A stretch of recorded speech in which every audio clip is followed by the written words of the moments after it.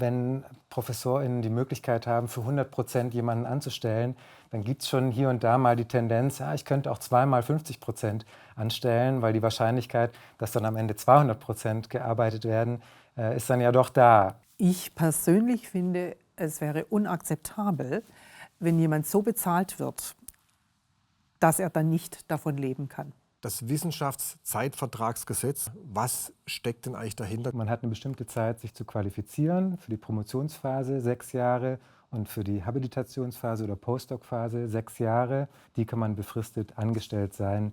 Und was ist das Problem? Prinzipiell mal, dass die Perspektive im Anschluss fehlt. Ich glaube, der Gedanke war ursprünglich schon, dass es eingeführt wurde, um erst mal zu schützen, um frühzeitig sicherzustellen, wie die Karriere auch weitergeht.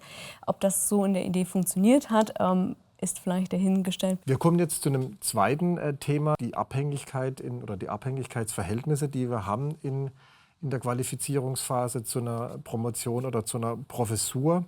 Ich glaube, wir haben einmal die Tatsache, dass letztendlich Betreuung, Gutachtung und auch Arbeitgeber meist die gleiche Person ist.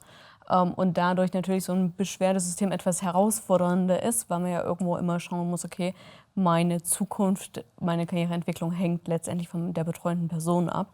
Also wenn ich als Doktorand, Doktorandin in die Situation komme, zu sagen, irgendwie habe ich kein gutes Gefühl mehr da, dann fände ich es gut, wenn man sagen könnte, bei der Abgabe der Arbeit kann man angeben als Doktorand, Doktorandin, ich möchte, dass diese Arbeit extern korrigiert wird. Also das wäre sicherlich eine Lösung, die ich mir sehr gut vorstellen könnte, und dass da auch mal eine Fakultät mit so einem Pilot das macht und wir dann das Ministerium fragen, ob sie damit einverstanden sind. Wie motivieren wir diejenigen, die bislang natürlich durch dieses Universitätssystem auch immer gelernt haben, am Ende kommt es darauf an, dass die Forschung richtig gut ist.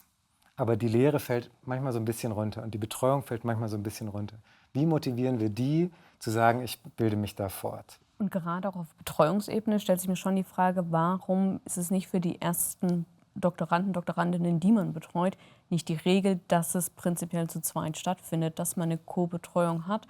Wir kümmern uns und versuchen, diesen Problemen gerecht zu werden.